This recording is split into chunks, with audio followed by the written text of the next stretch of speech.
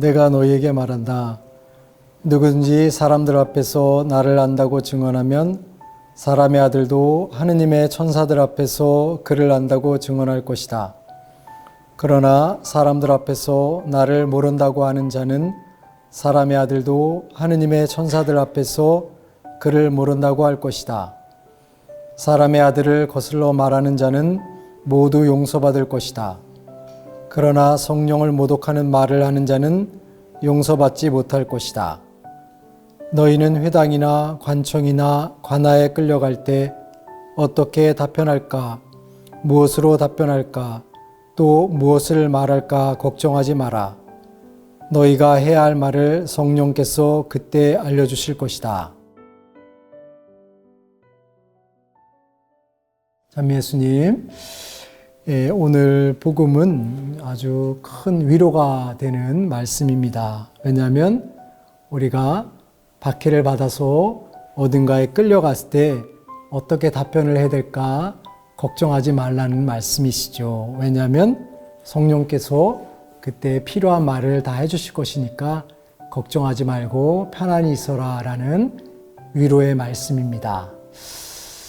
물론 이러한 예수의 말씀을 들으면 어느 정도 위안이 되고 두려움으로부터 벗어날 수 있는 용기를 얻게 됩니다. 하지만 어찌 보면 예수님의 행위는 좀 가혹하다는 느낌이 들기도 합니다.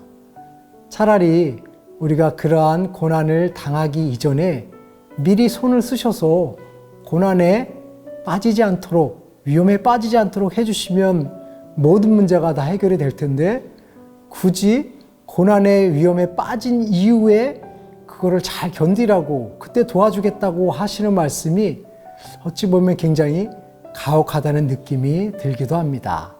차라리 예수님께서 군대를 파견하시든가 놀라운 기적 행위를 통해서 문제를 해결해 주시면 아주 쉽게 모든 문제가 해결될 것 같다는 느낌이 들기도 하지만 조금은 안타까운 마음이 들기도 합니다. 그러면 왜 도대체 예수님은 이렇게 우리를 힘들게 만드시는가? 꼭 예수님을 대변하기 위해서 관아까지 가서 두려움 속에서 견디게끔 우리를 시험하시는가를 생각해 보면 한편으로는 좀 답답한 마음이 들기도 합니다.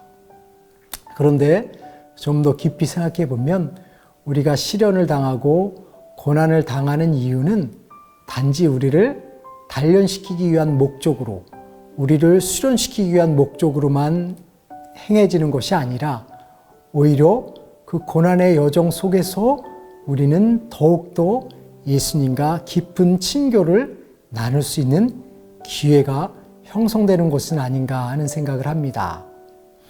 예를 들어서 우리가 신앙을 증거하고 변화하기 위해서 하느님에 대한 논리, 우리의 신앙을 다른 이들에게 드러내려고 할 때 우리는 서로가 자신의 주장이 올바르다는 것을 논박할 수밖에 없습니다.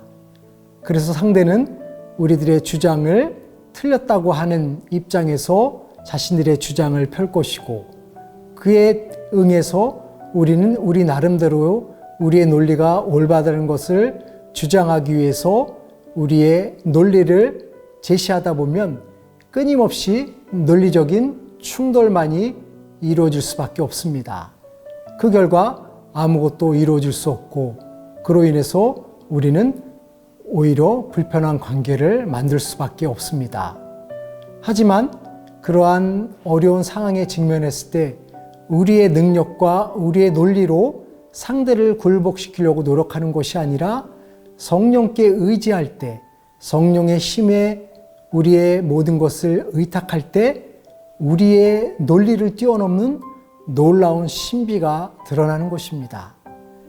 마치 과거 순교자들이 옥고를 치를 때 그들의 모습을 통해서 그들을 담당하던 관리들이 그들의 행위와 그들의 모습에 감동을 받아서 신앙을 갖게 되었다는 일화가 있는 것처럼 우리가 우리의 능력으로 우리의 신앙을 대변하고 주장하기보다는 성령께 의지할 때 성령의 논리는 우리의 논리와 상대의 논리를 초월하는 새로운 논리, 즉 사랑의 논리를 통해서 우리와 상대를 새로운 삶으로 초대할 것입니다.